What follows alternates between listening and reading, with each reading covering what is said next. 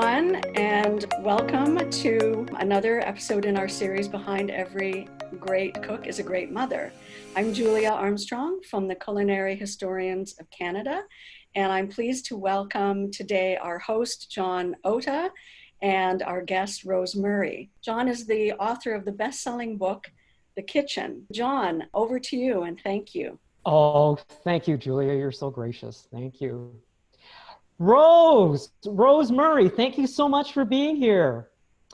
Rose Murray, a household name on the Canadian food scene for over 3 decades, Rose Murray is respected for her sense of the agricultural traditions of our food. This sensibility was inherited from a childhood on a farm near Collingwood, Ontario, where she learned the art of growing your own food, cooking and preserving it at a very young age. Rose had an amazing number of life experiences, a degree in English from Trinity College, University of Toronto, studies at the Cordon Bleu in Paris and around the world, multiple cookbooks and cookbook awards, magazine and newspaper columns, cooking school owner, and Cambridge YWCA Woman of Distinction Award for Culture. In 2015, Rose was installed into Taste Canada's Hall of Fame with their Lifetime Achievement Award. Mother of 2 grown children and grandmother of 2, Rose lives with her husband, Kent, in Cambridge, Ontario. Rose, thank you for being with us today. Well, it's fun to be here. Rose, our first question is, behind every great cook is a great mother. True or false? Very true. Rose, what was the influence of your mother on your cooking career? Oh, I just learned everything from her as a basic to having good food. We actually, the farm was my home, and I helped with the garden, and I learned to do everything with it in terms of preserving and pies and all the rest of it. So that everything I knew as a basic fact in cooking came from my mother. Then I gained all kinds of other useful and useless knowledge. I started traveling to different parts of the world. I've studied in countries broad and wide. Very nice. What was your childhood like? It was, it was fun. The only thing I missed, we were out in the country and we were 1.5 miles from the school. So of course, I had friends at school, but we were a long way from each other we used to do it a bit though. We used to go and stay overnight, have a sleepover, as they say, because we couldn't get there and back the same day, just in terms of walking. We had to have somebody drive us. So it was, and I used to, I tell everyone that it was a 1.5 mile walk to the school, and it was uphill, both coming and going, which is true. There was a valley in the middle of that walk to school, a valley, and it was up and down. It was quite a valley. Yeah. Right. But I used to find a little can of worms someplace once in a while, take my fishing rod and go down and catch some fish in that little creek. So it had its juice. Oh, that's good. Quite pretty too. So I'm really interested in kitchens. What was your kitchen like growing up? Oh, actually, I'll tell you this before I forget, because this is my most recent book that was revised and updated in a number of ways.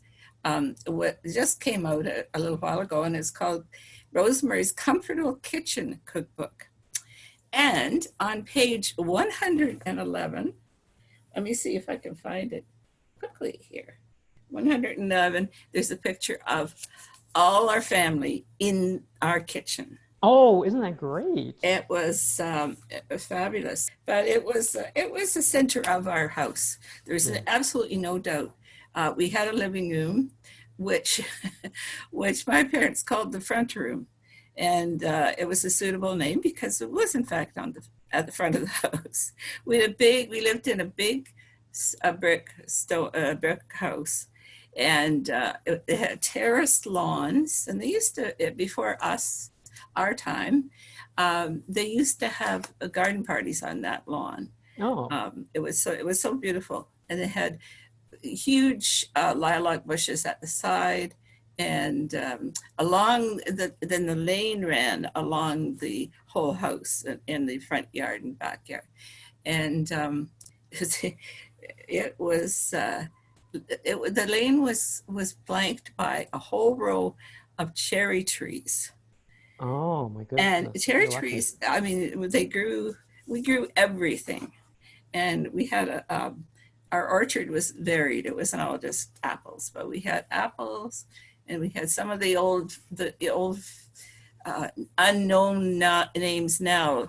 I've been trying to find somebody close by Cambridge, where I live, who grows snow apples. Do you know? No, what's this? Sounds good. They're little red. They're not that big usually, but they're little red ones, and they have the whitest flesh. It just looks like snow, Oh, and they're absolutely delicious. But I don't. They're quite an old kind, and I don't think I may see some around here. I'll keep looking anyway. But they so our garden consisted of an orchard. In terms of, we grew apple, pear, cherry, and plum trees. And we also, because of our situation, we were just at the end of, you can see the whole Georgian Bay from our house. oh, Are you you lucky? it. Oh my goodness. Just the end of it, I mean. Yeah. And so we were in a position where we had the Georgian Bay nearby. We had other lakes and so on. And our position on the escarpment provided us a chance to grow peaches. So we had two peach trees, and that's kind of, people are sort of shake their head, because during the winters up there, it's a snow belt. We just always have feet of snow, but we could grow peaches. And we still, my mother still wanted to preserve. She always, all the fresh fruit and vegetables from the summer, she in some way preserved. We were self-sustaining. We didn't have to rely on anybody else. We grew all our own food, including the food for the animals and the animals themselves. Anyway, it was amazing growing up with all of this produce. And my mother and I were the ones who looked after it, who planted the big garden. We had a vegetable garden, and planted it and looked after it and gathered it. And then my mother showed me how to preserve we fermented things, we made syrups, we dried fruit. There was always a pan of apple slices in the warming oven that we had. I learned to cook on a wood stove and an electric stove. We had both in our kitchen. We had a big kitchen. Dried apple pie, if you've ever had a chance to taste it, it's different tasting. It's delicious. But we would peel and slice the apples and put them on the cookie sheets and put them in the warming oven, because we needed just a little bit of heat and to dry them out. And so we did all of those things that took a lot of time, but it's worth her teaching me how to do this. And our kitchen itself, back to it, was the center of the house. And we had what we called a shed, but it was just like a sort of lean-to coming in our back door. So that's where everybody came through that door and then made right for the kitchen, regardless of what was going on. So it was the center. We never, as I say, never used the living room, although we called it the front room, and it was in the front. We never used that room except for my father watching the hockey game on TV. I think that was about the only way. But when we got into the kitchen, we could see that, there was a cook stove. There was, it was a typical farm kitchen, really. We all congregated in the kitchen because, especially in the winter when the fire was going all day and we were cooking with the cook stove. And my brother, my older brother, spent the winters knitting all his socks for a year. So he liked to sit and knit it wherever the fire was on and it was warm. And we all gathered there to play crokinole, which I think is having a revival. Crokinole and cards, of course. Euchre was the game most people played. So we'd have, and we were sort of the center of the community for anything that was new. We had a TV and most people didn't. But they would collect, it was a Monday night usually, they would collect at our house in the kitchen, not the living room where there was lots of room, but no, it was in the kitchen. We would have had a hard time, distancing in that farm kitchen. So we gathered, we always gathered there, and it was where we did all the cooking with our two different stoves. In the hot summer, we would use the electric stove, and when it was a little bit cooler, of course, the wood stove. I see. Isn't that great? So and hanging around on the walls were pictures of family mainly, and they were lots of comfortable seats, of course, because so many people didn't get past the kitchen. It was that's where things happened, and people were anxious to be where it happened. Did you make pies? I love pies. You have all these fruit trees around. We sure did. That was one of our basic desserts when we had. In those days, not everyone had a combine.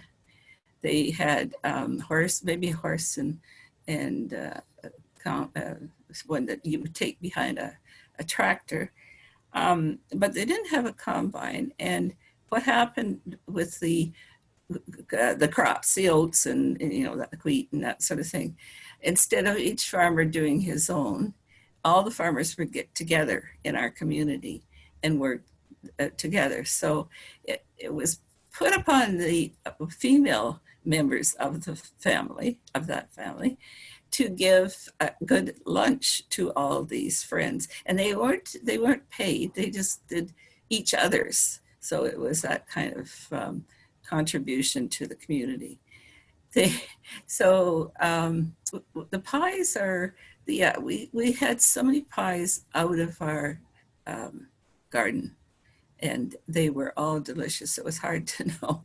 And starting in the spring, we had rhubarb pie, and I love rhubarb pie. Oh my God. There's a wonderful recipe in my Comfortable Kitchen cookbook for pie that had was rhubarb. It was rhubarb, but it also it was kind of, you did a really easy custard. It was you put the yolks with the fruit in the pie shell, and then with the egg yolks would go in, and then the meringue was made with the egg whites, so we didn't waste any eggs. It just that was the other thing about our kitchen. Nothing was ever wasted, so you never knew what was coming through the door, and it was going to be our supper.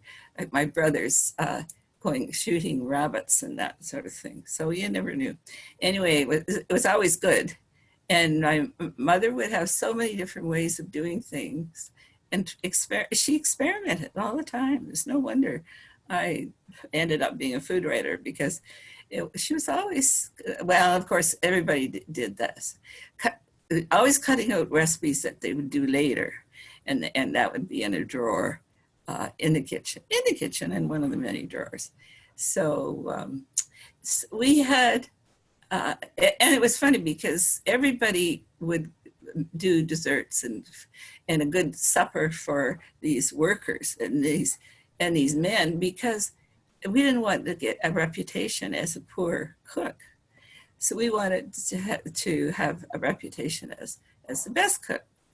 So so it was a kind of competition among them, and you knew it was because you hear the guys at the table saying, "Well, do you think Mrs. Brown's pie was up to scratch this? I don't think she put enough rhubarb in that pie. You know, I'm just," and you'd hear this.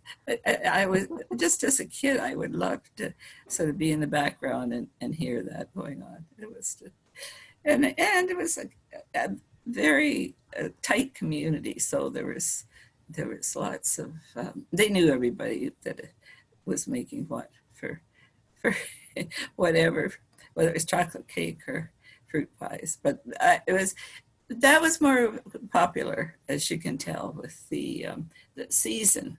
So everything was was getting ripe and ready to be used, and we sort of got caught on in this part of this region of Ontario where there were groups of Mennonite, old order Mennonites, and their sort of slogan is "Nothing ever goes to waste. Nothing is ever wasted." So that's exciting. Yeah, we didn't waste anything either.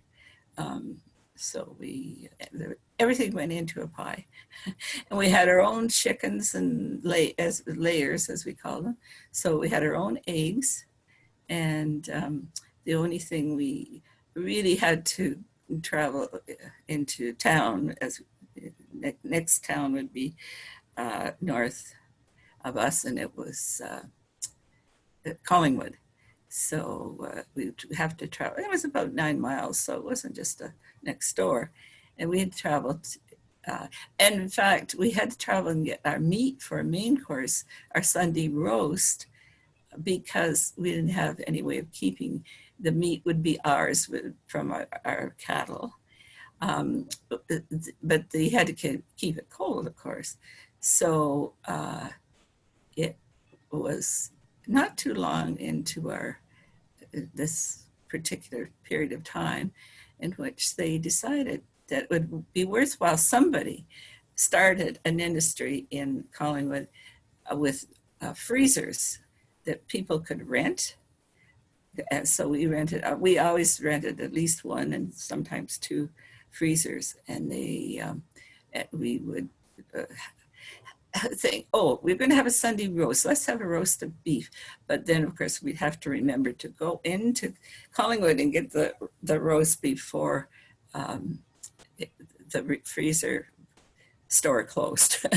And so you got it in time, and then had to remember it needed to thaw, and it was a bit of a challenge, but we got used to it, and that's how we enjoyed our produce and so on. We grew everything and used all our own devices for food. Really, we weren't stuck on what to have for supper, and in that kitchen anyway.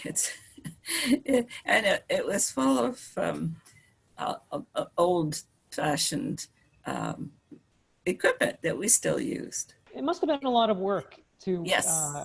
Yeah, it was, and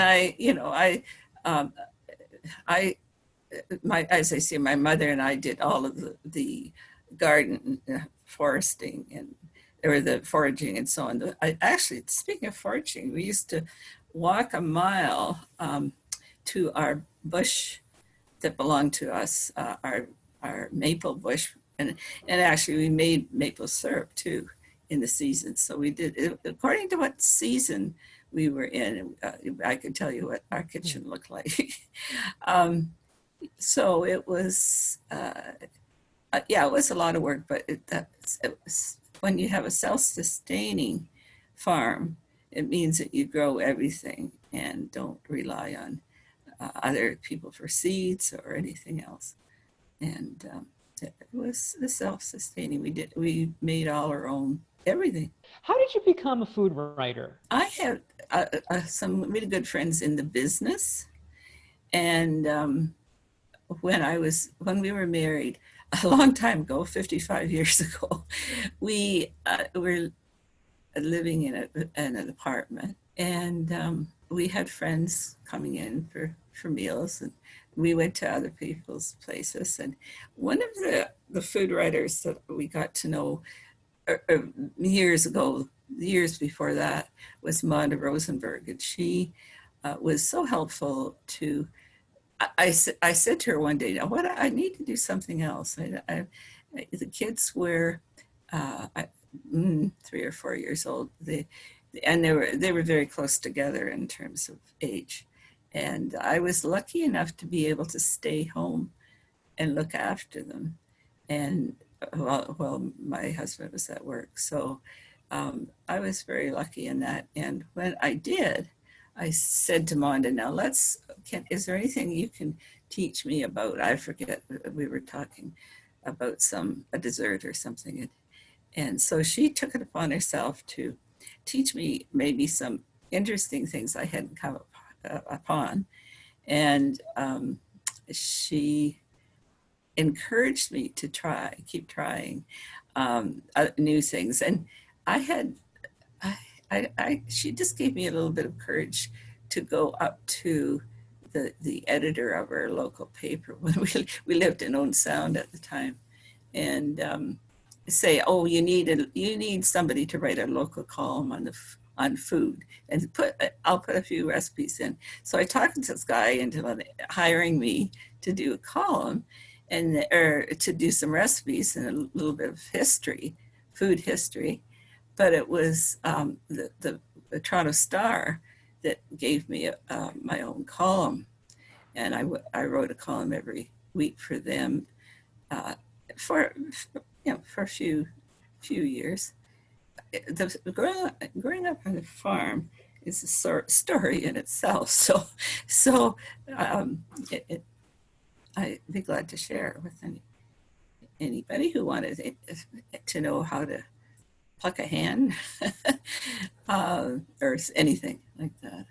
Yes, my younger brother would say to my mother, "What's for supper?" And she'd say, "Chicken, go kill one." So we had to be we had to be prepared. And he'd say, "Oh darn, I don't like doing that." But he did it anyway. I mean, that was our supper. It was a practical thing. If you didn't go and kill your chicken, then you wouldn't have any supper. And it was nice and fresh. You can imagine. Anyway, it was. What was it like to cook on the wood stove? I cooked on a wood stove, and I had trouble keeping it hot. You keep, right. I mean, you have to keep feeding it feeding it wood. Firewood, and it is a bit of a problem, and it's sometimes hard to tell whether it's up to temperature or not. Yes. There's really it's the way things are now, except that I've got a stove right now that I could just throw in a dump, electric stove. So I don't know, maybe our old wood stove was the best. But you put your hand in it to the oven to kind of, so you had to get knowledgeable about judging what felt hot and what felt too hot and so on. So that's basically we just had to guess, and you usually guessed right. And then one of the nicest things I did on the cook stove was I had a big long fork, and I did toast, and it just had another flavor altogether. And also the homemade bread that we always had made very good toast. So that was, Mom really didn't know what a commercial loaf of bread looked like. So no, we always had it. And what sorts of things did you write about at the beginning? I love that story. You just walk into the Owen Sound paper and say, I think you need a food writer. Here I am.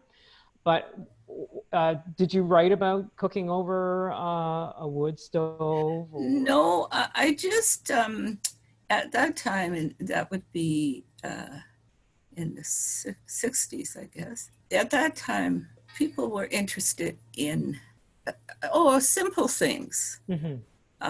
Not anything, they didn't get into fancy food. I taught a night school course on cooking when we lived in Owen Sound. And I was constantly going to Toronto to find ingredients because everything seemed, I was doing an international course, cooking course. And so there were a lot of products that I would have to order ahead or drive to Toronto to find them. It's a lot different now, and it got to be different while we were still living there. But it was a challenge to find them, but it was fun introducing people to ingredients that they had never used before, that they found was really an ingredient that just really perked up flavor or that was delicious in itself. And I taught another time in London, Ontario, for the PUC, and that was a serious course, and I had I full of students. I didn't have to go looking for them, but the two guys came in with taking off their motorcycle helmets, and I said, "Hello, I'm Rose. I'm your teacher, and who might you be?" And they sort of looked at me strangely and said, "I think we're in the wrong room." I said, "What were you thinking of studying?" And he said, "Auto mechanics." So they didn't want anything to do with cooking.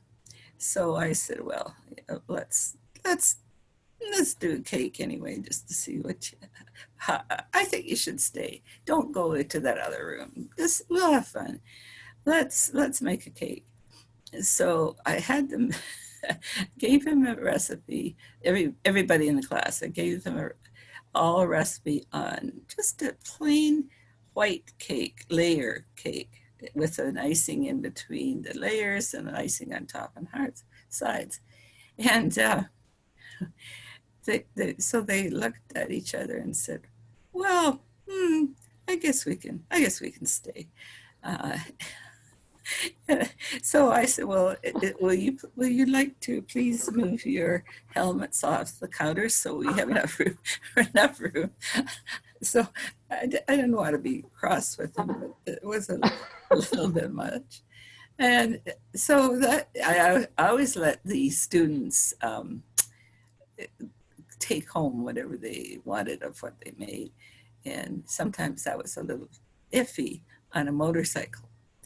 So I got them on the way after one class.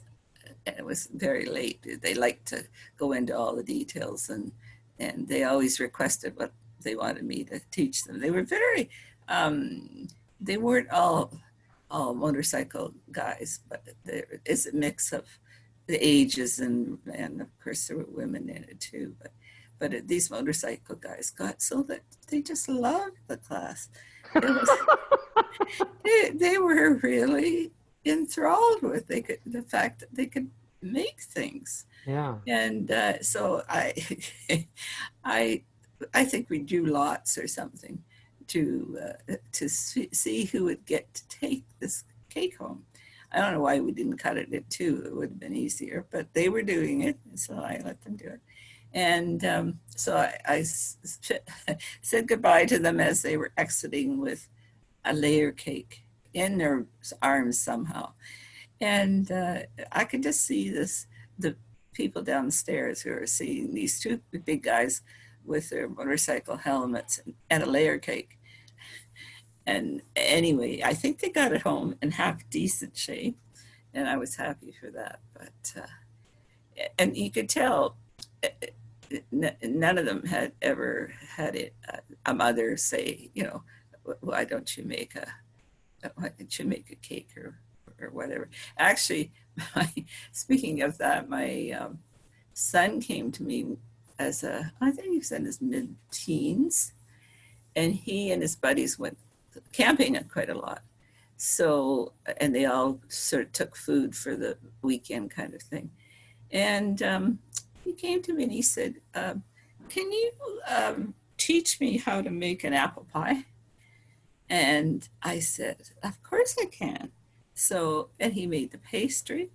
And when he was making the pastry, I told him each time why he was doing what he was doing. And, you know, that gave him all the hints and so on. And he did this apple pie, and it was a showstopper. I couldn't believe that it looked better than what I would have made. He was really concentrating on this. So anyway, he took his apple pie, and he was quite proud of it, and actually he's turned into a very, very good cook. I bet. Yeah, so he had lots of practice when he was a kid. Can you please tell us a little bit about Edna Stabler? Oh, my very good friend.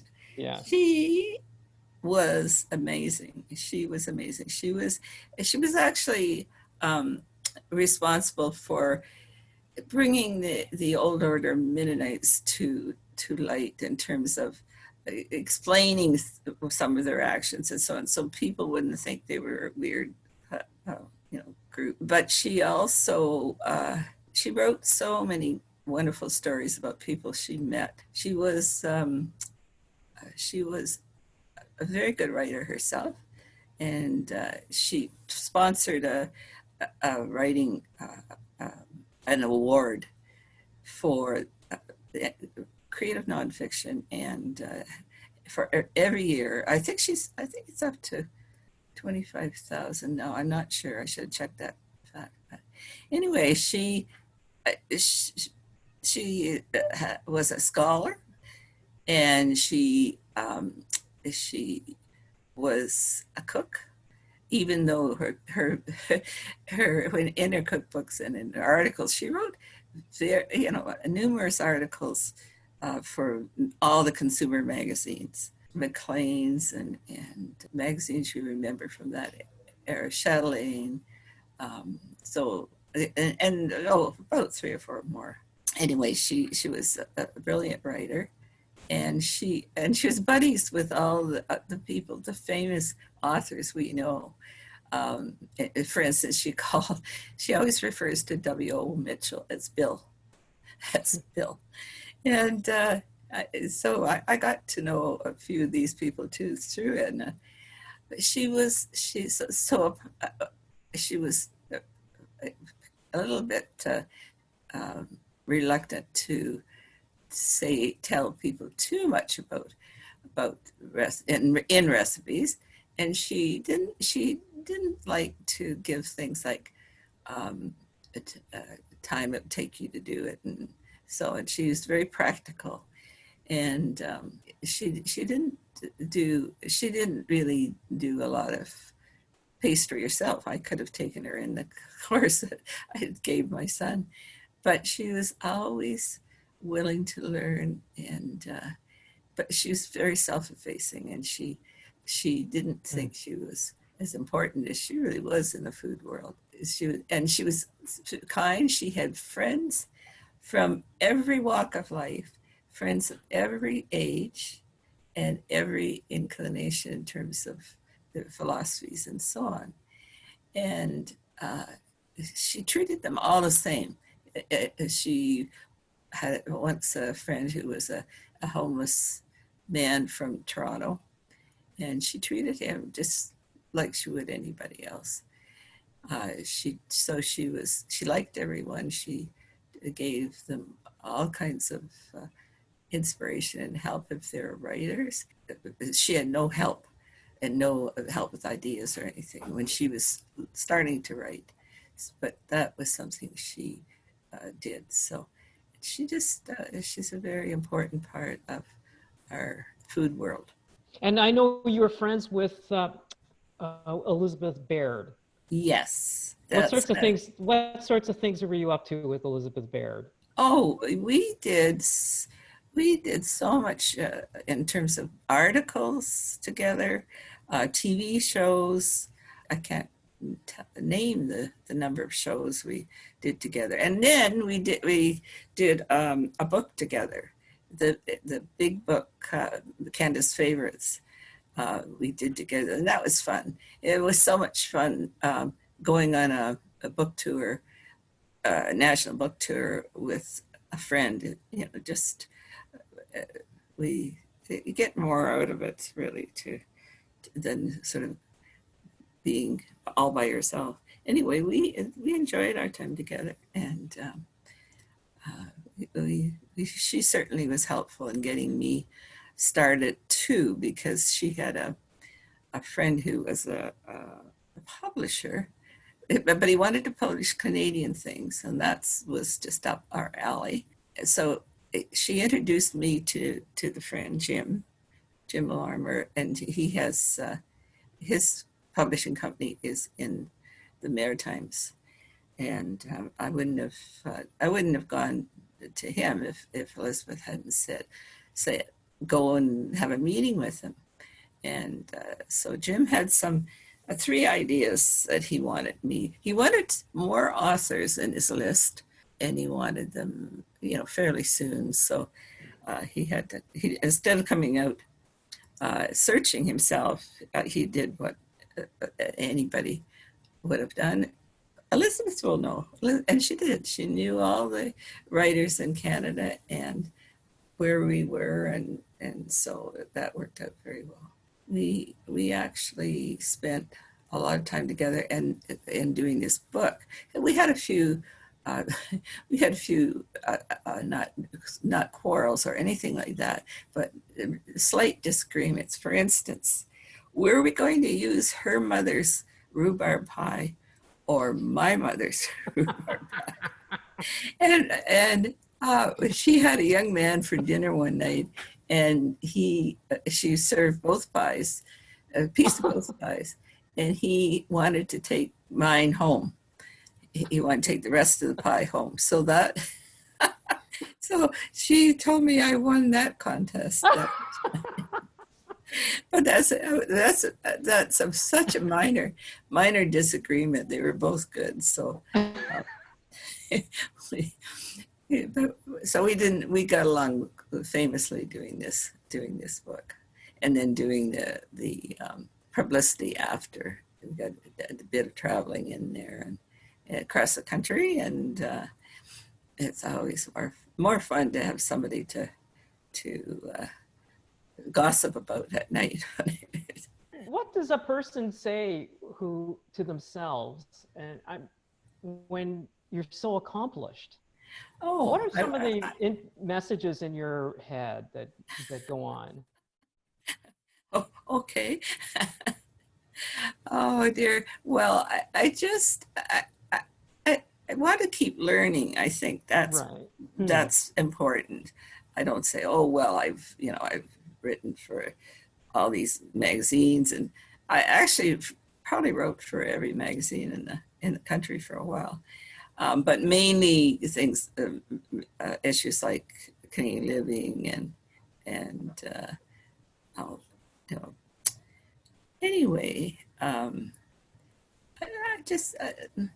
don't know. I'm happy that I had success as well. I'm still doing it. I'm still trying to write. Yeah, I'm happy. Really happy. I can always learn more though, and I always feel that there's something I should be doing, working at. And I have a little idea for a little book, little book, not a huge tome, but something little that I may do. It's just I loved it when I was working night and day. That was so great. have so many assignments on my desk at once. And I'd say to my husband, there's a deadline for such and such, and next week, and another deadline for, and I'd complain about having all these deadlines. And I thought, oh, I thought afterwards that was the happiest time. And he'd always say, help me out. But that was the happiest time, the best time, when I was really working hard. When I look back at all those articles I wrote and all the rest of it, I think, my goodness, I could never do that now. I guess that's why you really should do as much as you can while you're still young. Anyway, so I think that's very interesting. Like your response was, I want to keep learning, I think. As I travel, I like to experiment and learn as much as I can. And you have such new experiences in different countries. For instance, especially when you can't speak the language.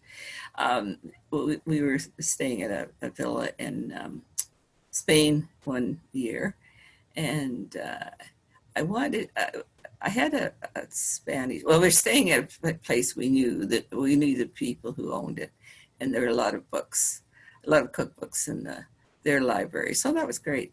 So I came upon a Spanish stew, for which I needed, I think, about 7 different kinds of meat, if that's possible. But it was certainly a lot of meat. And there was one particular butcher in the market that we went to out in the country, and he was a friendly guy, and he used to be very helpful when I was buying meat, and very helpful. So I thought, well, I'll go to him and see if he's got these. First of all, I sat down with the book, and I didn't know the name. Couldn't translate a lot of the names, but I translated enough of them that I knew this was beef, this was pork, this was chicken. I knew a little bit about that. So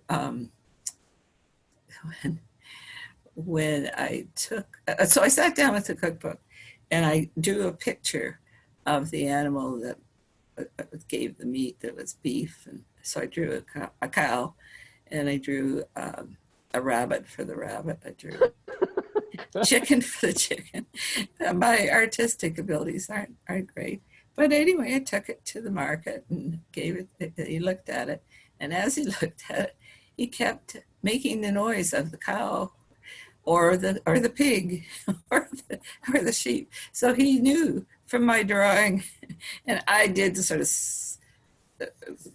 put a semblance of what the English was, or the Spanish, but you could see that he was most interested in seeing these critters, and that's what he'd have to kind of dig around and find that meat. So anyway, we finally, and my friend went a couple of years later, I guess, to the same butcher, and showed him an article I'd written on this particular episode, and he was delighted. He couldn't believe that a couple of years after he had served me, he was still. So he tacked it up to his wall in the vendor's space that he had at the market. It was an indoor market. Very nice. They sold all kinds of things, fruit and spices and everything. So it was worth going into. That's for sure. Rose, Julia's got some questions from people who will have submitted them. So, Julia, I was wondering if you could continue on. This would be great. Great. Oh, it's been so wonderful listening to your conversation. And Rose, one of the questions we had for you is, how would you say your mother is represented in your cookbooks? What's the influence of her I mean, some of the recipes are there, the rhubarb pie, but can you tell us a bit more about that? I think she liked to make simple things out of fresh material, out of fresh produce, fresh fruit, whatever, whatever was in season. And because we grew it right there, she would, as she would say to my brother, go shoot one, if that's what you want for, go kill one. But she would use whatever was available, and really there was such a difference in the taste of food like that. Yeah. We were so lucky to I think of growing up and having all this wonderful food, and no wonder I wanted to write about it, because and she could just kind of make something out of nothing. And she would, we had cows, so we did have some milk and cream, and we kept it down in the basement in a room that was cool. So if I saw her going down to the basement with her blue cup in hand, I knew that we were going to have biscuits for lunch, because that's what she put cream in, and she had the amount of cream in that cup that she needed. So I knew exactly. So she had specific specialties that we enjoyed, and she would whip up something out of just merest ingredients, and in no time at all, and we'd have a lovely lunch. Is there a particular dish you associate with comfort food and your mother? And what about your children? Do they associate a particular dish with comfort food when they come home? They actually, the two of them, well, especially my little grandson, he's 14, and he's a real little chef. So of mom's dishes, I always do whatever I remember as a child. So a lot of my mother's in the food that they've had over the years. I probably more but at their age now, more the desserts. Although my granddaughter just got finished making some creme brulee, for instance, and didn't have a torch. she's 17, so she's old enough to do this. So she wanted to know how she could do the top, and so I sent her a torch last week, and I thought, I'm sending this kid, a lethal device. But no, she's quite mature for 17. We used to take the kids when I would have an appointment with the publisher in Toronto. We take, especially when we lived in Owen Sound, because that's a long drive. And we took the kids with us, and then as a treat, took them to the Danish Food Center, where Alan would always order smoked salmon and caviar. So I sort of look at my husband and say, "We're not doing this right." that's what they'll expect. But of my mother's, yeah, I think more the desserts. For instance, angel food cake. That's one thing that I know they really enjoy, and they are at the point where they can make their own cakes, and my little guy makes he does his own pasta, and the 17-year-old Claire, she makes perfect pavlovas. That was one dish that my mother didn't teach me, but Mom used to make really lovely meringues on pies and so on, but pavlova, she could have mastered a pavlova in no time. But this was before they kind of became popular. They're quite popular now, I think. And but Claire can make it taste good and also have that marshmallow texture in the middle of the pavlova. So, and then of course, if it were at the farm, she had her choice of so many different fruits. It's nice with an assortment of berries. And we always had raspberries, raspberry canes, 2 rows of them. We always had strawberries, and we'd go out and supplement our strawberry supply by supporting some of our neighbors who sell. And we also, these peach trees that I said was unusual to have at Owen Sound, but because of the way the lake was situated and so on, and our farm was, we could grow peaches. So they would have us peaches and all kinds of berries, blueberries. Well, no, we didn't grow blueberries, but we had blackberries and raspberries and strawberries and gooseberries. Not that I ever would put gooseberries in a pavlova, but anyway, we had good assortment of fruits, and the peaches, they were added to with the berries.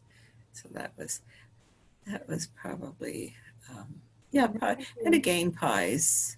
That was one thing that they would enjoy from my mother's repertoire, and so and that they now can make themselves. So that's good. I'm very glad about that. Now they serve you, I imagine they did a lot of taste testing when they were growing up, as you were working on the articles. So they did. They did. They were very good at that. You know, they weren't very old, especially when I just first started. They weren't very old, but they were very good to detect flavors and give advice a little bit more of whatever. Or no, they were good little tasters, and they still are. I mean, they grew up with these palates that started when they were quite young. They really so the tasting was, and I liked that, because when I used to develop so many recipes, I worked for the consumer magazines we mentioned.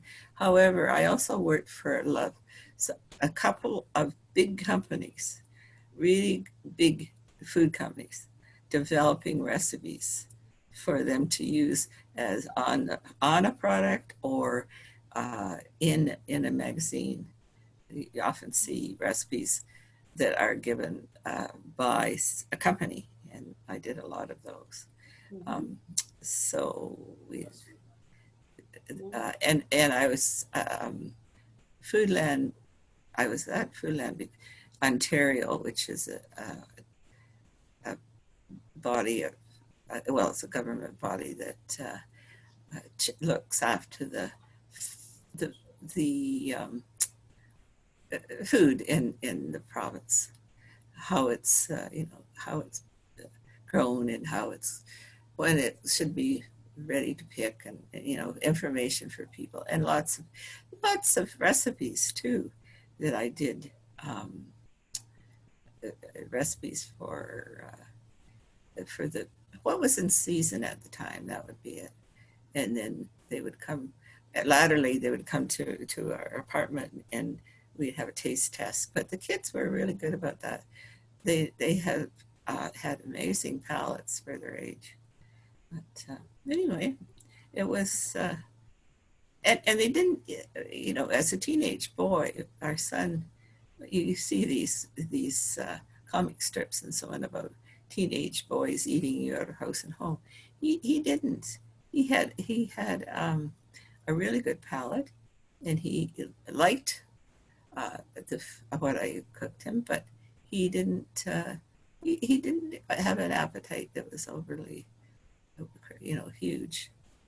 But he liked good food.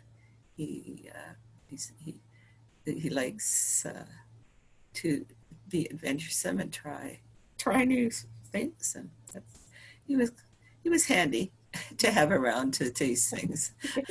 I probably couldn't do the number of jobs that I did in those days to if I didn't have taste testers like them. We have a few members who heard you speak at Hungry for Comfort a few years ago about growing up on the farm and, you know, surviving the winter because you were self-sufficient, you'd put a lot of food away. So I'm just wondering, like, besides the fruit, what kinds of things would have been in that root cellar? Pickles, probably. Did you make sauerkraut? What was from your garden? What did you? Yes, sauerkraut, definitely sauerkraut. And sauerkraut was an interesting procedure because we had the recipe. Well, and we had good friends who were neighbors down the road, and we had a tradition of doing sauerkraut together, the two families, because it's a lot of work cutting up all that cabbage and pounding it and getting it ready to ferment.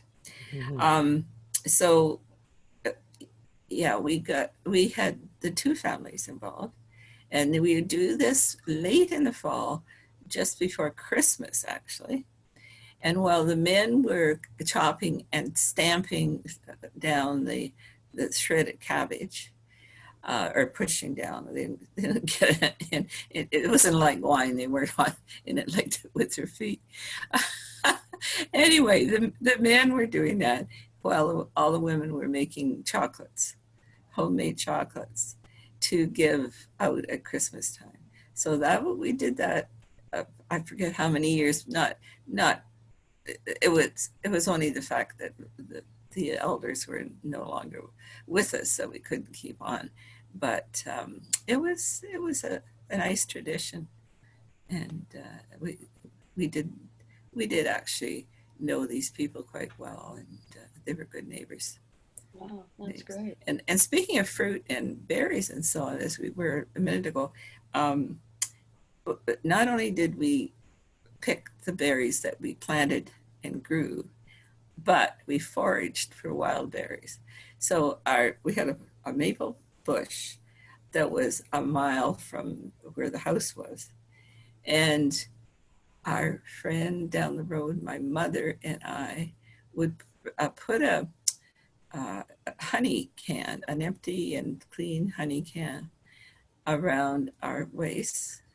And that's through the handle, and that's what we picked into. You had to have both hands, definitely when you're doing wild berries, both hands, and you had them free if you had the pail firmly attached to yourself. So we would walk the mile, pick our berries, and walk the mile back. So, and just in case we hadn't had enough exercise. Oh, that's terrific. The wonderful book that you did with Elizabeth, it must have been tricky trying to narrow down Canada's favorites. How did you go about that? And would it be a different book today, do you think? Would you have different favorites or mostly the same? Well, new favorites come in all the time. I'm thinking, think of the Middle Eastern importance right now. Now that would not have been there that when we did that book. So there are a few things that have sneaked in since we did it. I'm happy for that. It's got all the basics, the older things that we enjoy, like our mother's rhubarb pie and that kind of thing.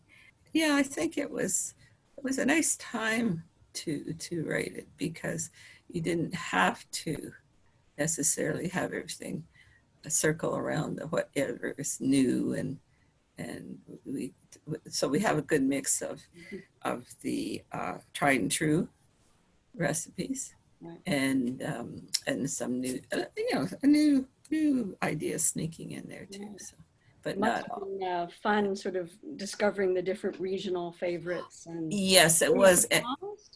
Yeah, It was fun, but I was going to answer your question about how we found what are people's favorites. We actually got in touch with people that we knew, as you say, in different regions.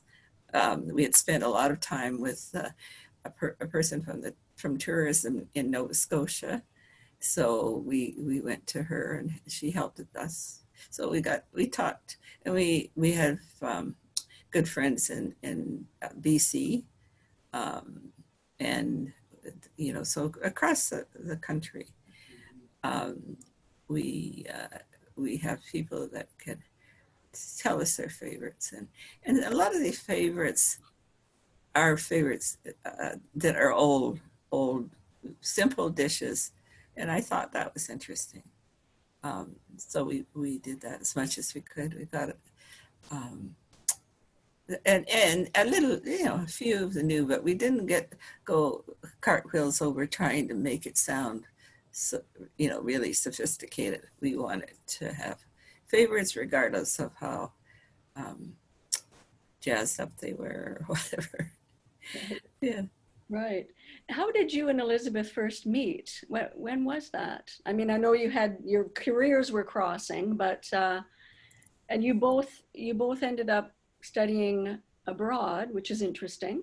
Yes, we took a diploma course at the Ritz. We couldn't go in the front door, but they gave us a key for the back door, and it was a neat place to take classes. It was the Ritz, did you say? At the Ritz, yeah. Oh, tell us about that. What was how did you end up going to do that class? It was we took classes all over the world actually together, and it's more fun taking cooking classes together. We've been, I could name a dozen different countries we were in, and for instance, Costa Rica. It was one of the most interesting ones, in Morocco, and there's so many neat parts of the world. We saw a lot of them when we were doing that together. And who was the chef teaching you at the Ritz? Do you remember? Was it the chef from the hotel, or? Yes. Wow. Yes, and his sous chef as well. And it was such an experience. We used to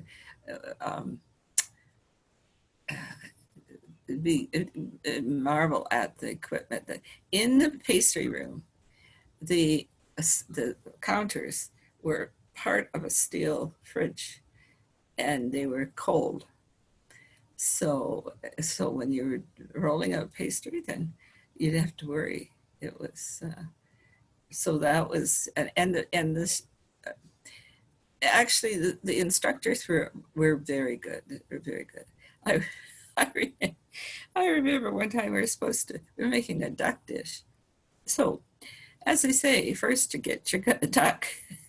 So, and then you figure out what to do with it. Well, our ducks had not been plucked. So the first thing we had to do with that recipe is go and take the feathers off. Well, I think the feathers were off, but all the insides were still intact. So we had to clean this duck. And the chef the instructor came along and looked at mine, and he made a face and he said, "It's already stuffed. If you're going to roast this bird, it's already stuffed." So I failed that. I didn't get enough of the inside out. And as a farm girl, I think they were disappointed because, as my mother said, chicken for supper, go kill one. I never had to do that, but Right.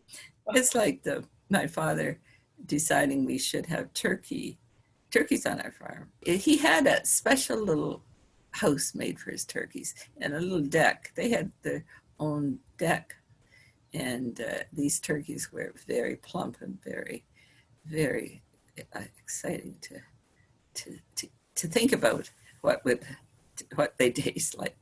So and he talked to them as he went up the lane and they all gobbled back.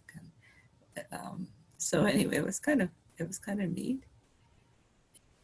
So we got to close to Christmas, and he had so many orders for these turkeys because people knew that he grew great turkeys, and we couldn't eat them all, and had no freezer space for that many turkey. And he ended up, you won't be surprised about this, he ended up hiring a man to kill his turkeys. He just couldn't. He just couldn't do it. They were too much his friends.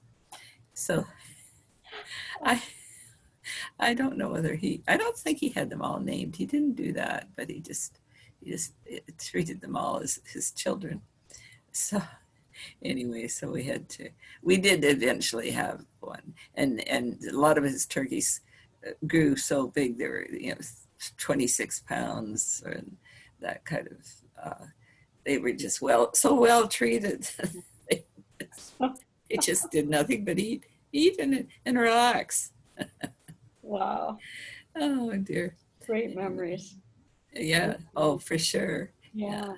And my brothers used to go out with the gun and do a bit of shooting, and then they'd come to the back door and knock on the door, and I'd open the door, and in came the mouth of this dead rabbit and his nose and so on, which was a bit of a scare. And I used to always run. I was just sort of in between the two brothers, and I used to always run to my mother and say, "Save me from these kids, these guys. Yeah, give them heck. They almost killed me by making me see their rabbit." Oh, Your brothers, you had to defend yourself. That's well, of sure. course, yes, Yeah. that's right. With mom on your side. Well, one final question from our gang, our members. We've asked a lot of the people featured in this series, because it is about mothers and cooking. How would you suggest to mothers out there who want to have a future great chef, how to teach kids about cooking? How to get them interested, and and how did you get your grandkids? Is it just about inviting them to do anything because they really can? Yes, yes, yeah. Oh, I think kids are amazing at certain things, in techniques and so on. And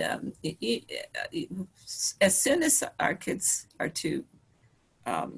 could stand on a chair, we put them by the counter, and they would participate. And we'd always let them see what we're doing and tell them why we're doing it. And I always put buttermilk in things like pancakes and scones. And I was making them blueberry pancakes for breakfast one morning. They were staying at our place. And I'm talking about grandchildren here, not our children. Anyway, they kept looking at what I was doing, and why were you doing that, Granny? And just keeping them in the loop. And when I got to the buttermilk, I explained what it was, and they both said, "Oh, can we have a taste?" And I don't know. I would love a drink of buttermilk on a hot summer day. It's very cooling, but it's unusual to people. I like buttermilk and yogurt and things like that. And it's a little bit confusing to little kids that you're actually drinking buttermilk. Anyway, they both said, "Can we taste it?" And I gave them a little glass. And it was just hilarious to see them take a taste and the look on their face. I thought this was a special thing I was putting in their pancakes, and it tasted, it tastes like buttermilk. So it was quite funny to see them because they have the little grandson was kind of a picky eater at first, but now that he's actually making doing his own food, he likes it. He does it. He does an amazing job. He makes. He was to stay at his house, but have my son and his wife go out and, or my daughter too, I guess, to go and look after him while we were away one time.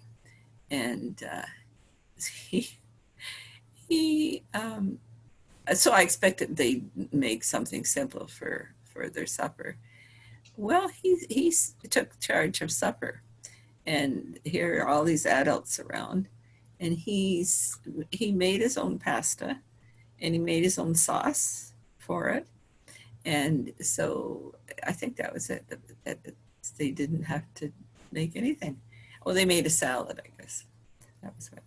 But you know, he just loves to cook. He's right into cooking shows and trying new things, and the 17-year-old girl is too. She tries anything, and she does do a good job of anything she puts her hand to, and she'll ask to learn. We had to make a lemon meringue pie one Thanksgiving, just by we had another couple of different pies, but we had to make that because she really wanted to know how to make a lemon meringue pie, and she didn't want any of those mixes.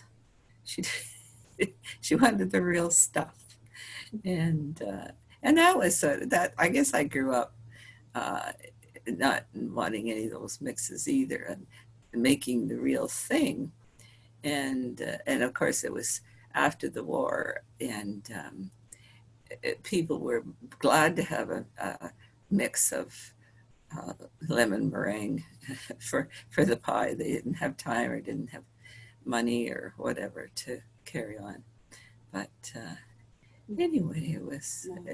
I encourage the kids always to look at food and see what was in it, and basically, as all the recipes in my Comfortable Kitchen cookbook, they're simple, and they're easy to make, and use quality ingredients. So I think that's how I grew up. Quality, home, couldn't get any closer local ingredient to in your driveway or your backyard, or yeah. So. Yeah, wonderful. Oh, thank you, Rose. This has been really, really a pleasure to hear about your memories, your career, and your advice. And so, John, thank you very much. I'll pass it back over to you. Thank you. Great. Thank you, Julia. Rose, thank you. What a nice chat. Oh my goodness. Thank you for being here. Oh, well, it's been my pleasure. I like talking about food. And when you can tell more than one person at once, that's great. So thank you. And thank you to Julia Armstrong, our fabulous Zoom producer. Thank you to Sarah Hood, our fabulous video producer. And thank you to everybody who's joined us for watching Behind Every Great Chef is a Great Mother. Happy cooking!